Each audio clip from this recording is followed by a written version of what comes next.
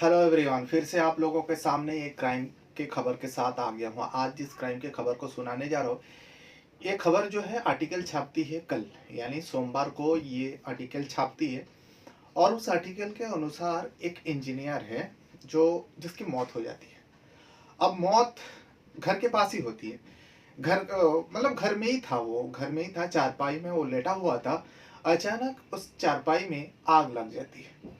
अब एक चारपाई छोटी सी जगह है, अब चारपाई जहाँ पे रखा जाता है चारों तरफ खाली जगह रहता है, तो उस चारपाई में आग कैसे लग सकती है? तो प्रथम दृष्टि में ही जो भी देखता है सबको लग जाता है। जो इसे आग लगाया गया, यानी वो व्यक्ति जब सो रहा होता है तो किसी ने आग लगा दी। अब घर पर पत्नी रहती थी और पत्नी के अलावा एक महिला और रहती थी जो किराया पर उस इंजीनियर के घर पर रहा करती थी। तो इसीलिए लोग सोचता है आखिर पत्नी और वो महिला क्यों मारेंगे? कहीं अज्ञात व्यक्ति आया होगा और किसी दुश्मनी निभाया होगा। खैर जो भी है, अब ऐसी मौत है तो पुलिस को आना ही है, और खास करके एक इंजीनियर नामचीन इंजीनियर था, अच्छा खासा पैसा वाला था। तो पुलिस को खबर दी जाती है, पुलिस आती है, पुलिस बॉडी को देखता है। जो लोगों को लगा था पुलिस को भी वही लगा, जो इस व्यक्ति को मारा गया।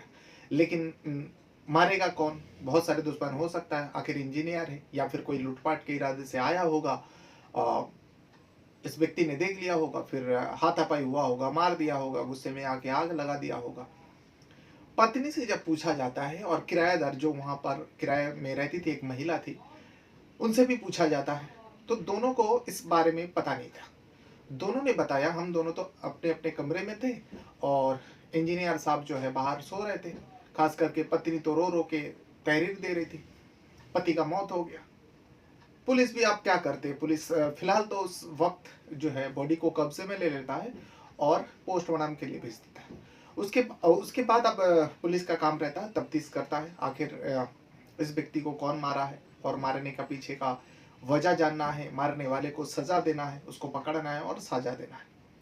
इसीलिए पुलिस अब तफ्तीश में जुट जाती है। सबसे पहले तो जो मरने वाला व्यक्ति है, अच्छा पूरा घटना जो है उत्तर प्रदेश का जो है इटावा इटावा डिस्ट्रिक्ट है, और इसी इटावा डिस्ट्रिक्ट का एक सिविल लाइन इलाका लगता है, उसी सिविल लाइन में वो इंजीनियर रहा करते थे। तो इसीलिए सिविल लाइन का ही पुलिस आती है। आने के बाद तफ्तीश करता है। पुलिस का हाथ खाली जाती है, क्योंकि पुलिस जब उस मरने वाला रघुवेंद्र यादव, जो ये इंजीनियर होता है, रघुवेंद्र यादव के बारे में खंगाल रहा था, ढूंढ रहा था, जो रघुवेंद्र यादव का किस किस के साथ उठना बैठना है, दुश्मनी है क्या नहीं है, ये सब चीज़ें ढूंढ रहा था। लेकिन पुलिस का हाथ खाली के खाली रह जाता है। कुछ दिन बीत जाता है लेकिन पुलिस के हाथ में कुछ नहीं लगता। इसी बीच जो है हॉस्टल में रहा करते थे रघुवेंद्र यादव का एक बेटा है, प्रशांत यादव, जो बीटेक की पढ़ाई कर रहा था। 3 सालों से वो हॉस्टल में रह रहा था। अब वो बेटा भी आ जाता है, आखिर पिता का मौत हो गया। मौत भी बड़ी दर्दनाक हुआ था। अब जैसे कि सब सारे लोगों को लगा था जो इस व्यक्ति को मारा गया, इसने सुसाइड नहीं किया। पत्नी ने तो कहा जो हो सकता है मेरे पति ने सुसाइड किया हो, ऐसा तहरीर दिए थे। लेकिन लोगों के साथ साथ पुलिस को भी वही लगा, जो सुसाइड नहीं है, मारा गया। अब पोस्टमार्टम के लिए गया था, तो पोस्टमार्टम का रिपोर्ट आती है। जब पोस्टमार्टम रिपोर्ट आती है, लेकिन उससे पहले बॉडी को सौंप दिया जाता है। बेटा जो है प्रशांत यादव अंतिम संस्कार भी कर देते हैं। उसके बाद पोस्टमार्टम का रिपोर्ट से पूरा सच्चाई पुलिस के सामने रख देती है। रिपोर्ट में ये बताया गया इस व्यक्ति का तो पहले गला घोटा गया।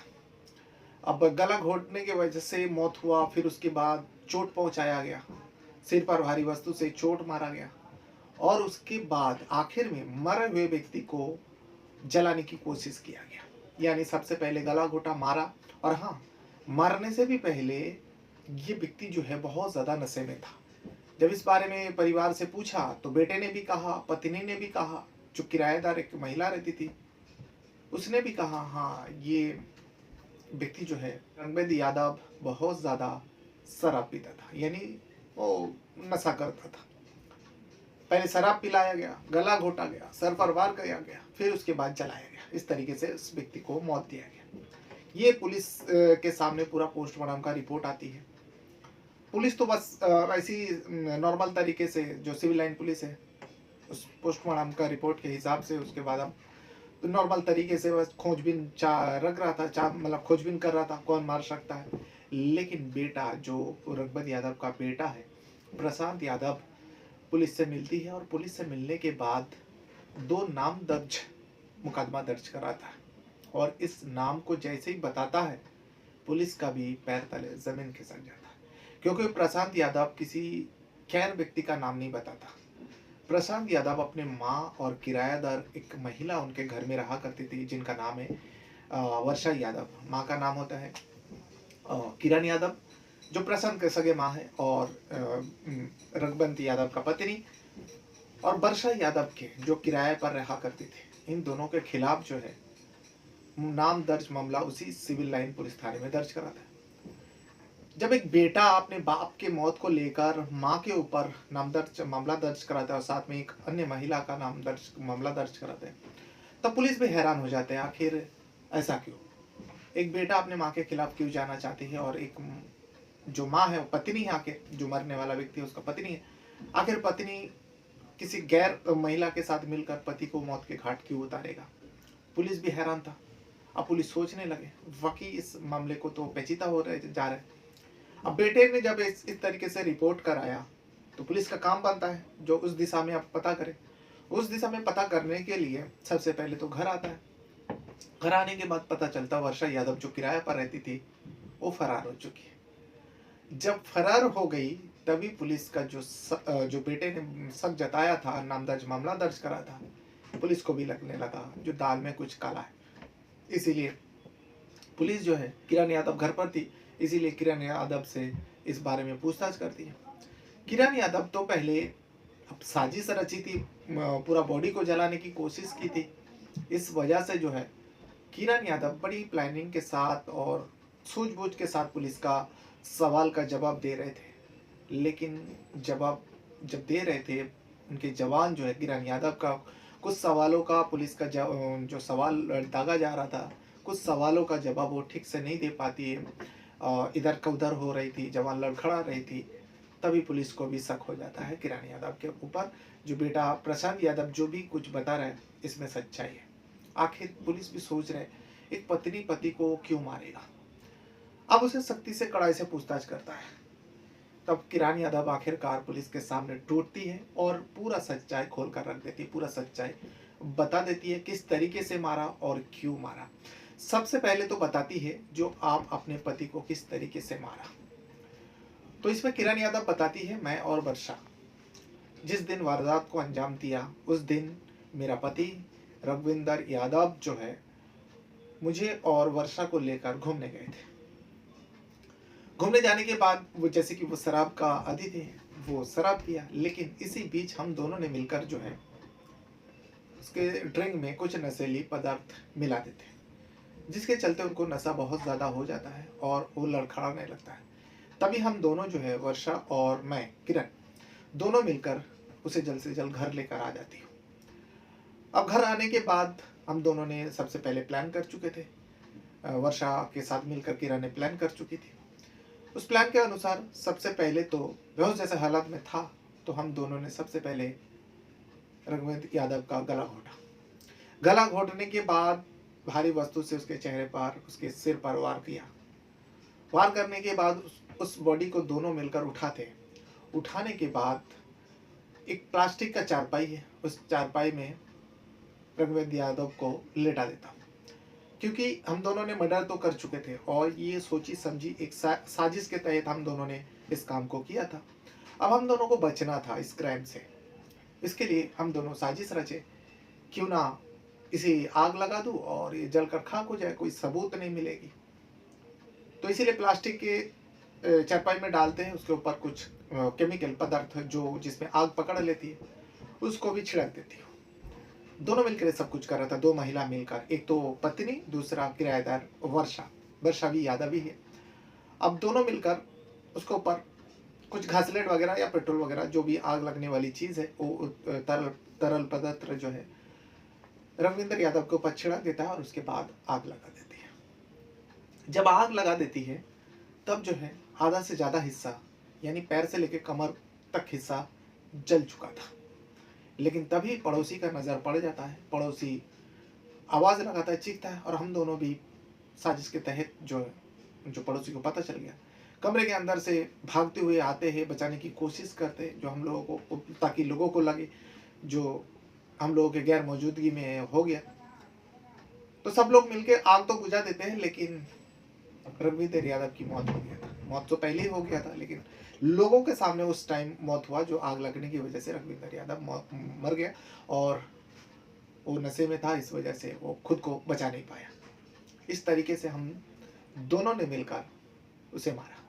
अब बात आती है सबसे बड़ा जो सवाल है पुलिस का, आखिर क्यों एक पत्नी और एक किरायादार आखिर क्यों मारा उस व्यक्ति को? तब एक चौंकाने वाला सच्चाई किरण यादव बताती है। किरण यादव यानी रघुवीर यादव का पत्नी बताती है, जो मेरा पति कुछ समय से मुझे टॉर्चर करते थे। टॉर्चर किस चीज का करते थे? शारीरिक और मानसिक दोनों तरीके से पति रघुवीर यादव जो है किरण यादव को टॉर्चर करते थे। और टॉर्चर करने की वजह जो थी, वर्षा यादव। अगर वर्षा यादव वजह थी, तो वर्षा यादव के साथ किरण यादव ने क्यों दिया? दरअसल इसमें किरण का जवाब है, जो वर्षा यादव के साथ मेरा पति रघुवीर यादव जो है मेरे ही सामने संबंध बनाया करते थे, और ये संबंध कोई दोनों के सहमति से नहीं हो रहा था, बल्कि रघुवीर यादव जो है मेरा पति जो है जबरदस्ती उस किरायादार वर्षा यादव के साथ संबंध बनाते थे। तो अगर जबरदस्ती करता था, आप दोनों पुलिस में शिकायत कर, लेकिन इसमें किरण यादव बताती है नहीं, क्योंकि वर्षा यादव की कमजोरी थी। वर्षा यादव के साथ पहली बार जब मेरा पति ने संबंध बनाया था, उसका वीडियो बना लिया था, और इस वीडियो के आधार पर जो है वर्षा यादव को ब्लैकमेल कर काफी समय से उसके साथ शारीरिक संबंध बनाता है, उसके साथ जबरदस्ती रेप करता है। इस बारे में वर्षा यादव ने मुझे बताई। मेरा तो होश उड़ गया, लेकिन मैंने गौर किया, ये बात सच निकली। इसीलिए मैं अपने पति को रोकने की कोशिश किया, इस बात को साफ साफ मैंने बताया। तो मेरा पति जो है रघुवीर यादव जो है तब से लेकर मुझे मारते थे, पीटते थे। जब भी इस बारे में मैं बात करती, तभी वो मुझ पर हाथ उठाते, मारते। यानी हम दोनों को डरा धमका कर रखे थे, जो अगर इस बारे में किसी को भी पता चला, तो तुम दोनों को इस दुनिया से हटा दूंगा, जान से मरवा दूंगा या फिर मार दूंगा। ये सारी बात मेरा पति करते थे। हम दोनों बहुत ज़्यादा परेशान हो गए थे। एक तो मैं अपने पति का इस हरकत के वजह से बहुत ज़्यादा परेशान थी, और मुझे मानसिक और शारीरिक दोनों तरफ से टॉर्चर कर रहे थे, चोट पहुंचा रहे थे। और वही वो बेचारी वर्षा यादव, वो भी बहुत ज़्यादा परेशान हो चुकी थी। इसीलिए हम दोनों ने सोचा कि क्यों ना इस मुसीबत को जड़ से उखाड़ दें। हम दोनों, वर्षा और किरण दोनों ने प्लान किया। प्लान के तहत एक पत्नी जो है अपने पति को मार डालती है। पूरा सच्चाई बताने के बाद पुलिस भी माथा पकड़ कर बैठ जाता है, जो आखिर ये जो किरण यादव और वर्षा यादव ने जो किया है, बाकी इन दोनों के ऊपर बहुत ज़्यादा अत्याचार कर रहे थे वो रघुवीर यादव, लेकिन इन दोनों ने क्राइम तो किया है, एक व्यक्ति को जान से मारा है, तो उसकी सज़ा तो इन दोनों को मिलनी है। फिलहाल किरण यादव को तो हिरासत में ले लेता है, और वर्षा यादव को ढूंढा जा रहा था। यानी जब नामदर्ज मामला दर्ज होता है, तभी जो है किरण यादव को लग गया था, बेटा बगावत पर उतारा है, बेटा पुलिस में गया, सिविल लाइन में। तभी किरण यादव जो है वर्षा यादव को बचाने के लिए उसको घर से भगा देती है, तुम यहाँ से भाग जाओ। वर्षा यादव तो वहाँ से भाग जाती है, लेकिन किरण यादव को जो है पुलिस पकड़ लेती है। किरण यादव पूरा सच्चाई बता देती है। वर्षा यादव को जगह जगह ढूंढा जा रहा है, कहाँ वो जा सकती है, लेकिन वर्षा यादव को भी हिरासत में लेकर आएगा, और इन दोनों के ऊपर कार्रवाई होगी, जो कानूनन कार्रवाई होती है। भले ही रघुवीर यादव इन दोनों के साथ बहुत गलत कर रहे थे, पत्नी को मारते थे, पीटते थे, और एक महिला के साथ जबरन संबंध बनाया करते थे, यानी रेप जैसा वारदात को अंजाम दे रहे थे।